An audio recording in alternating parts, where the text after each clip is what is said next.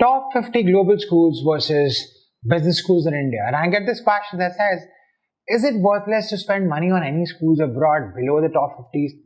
And should I just look for schools in India then? I tell you what, the way you're thinking, the way you're comparing, guys, it is a big world. There are over 195 countries in the world. And the point that I'm trying to make is that this world has a lot of scope for absorbing tons and tons of people from a lot of global institutions. And I think the way you're doing a comparison, top 50 versus choosing to stay in India and the Indian schools, I think that way of thinking is not complete. I know that you've been trained to look at ranks throughout our lives. But the point is, with an MBA, you're buying a service that will take you to the next stage or wherever you want to be in your life. Now, if let's say there is a globally ranked 80 school, but that school, let's say, is ranked 3 in Canada. And that school is the local king of Canada. And you say that, you know what, Canada is one of the countries that I want to live in. Now, even though it is not top 50 on the global rankings, why do you care? If it is this top school in Canada, the recruiters from that country will not pull out the global rankings, look for the top global international schools, book international flights, and fly to the campuses of those programs to meet their hiring needs. No, this is not how the world works. Pick a location or pick a place. The right way to think about this is pick a place, pick a location you want to live in this world. Where do you want to be? Guys, it's like picking a gym. If you want to live in Mumbai, you pick a gym in Mumbai.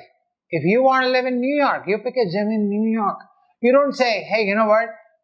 Where should I go to a gym? What are the top gyms in the entire world?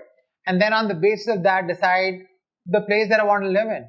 You know what I mean? Like, do you get the analogy? So, pick the country first. Where do you want to be? And in that country, find out what the top schools are. Where do the graduates work? What kind of placements do international students get? And how much do they earn? And if that inspires you, just go. Find a way. Just go. Now, it will be very theoretical to pull out a chart, look at ranks and look at a number 55 and say, hey, you know what? I don't think rank 55 sounds good.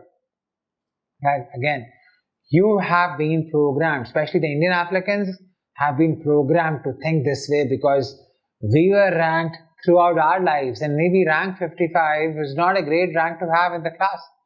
But this is a big, big, big world. Find the local kings in the countries you want to go live in. Get, set, go. And if you're clueless about where you want to go, if you don't even know where countries that you want to live in, start talking to people. Start traveling. Spend some time in those countries. Take a month off from your work.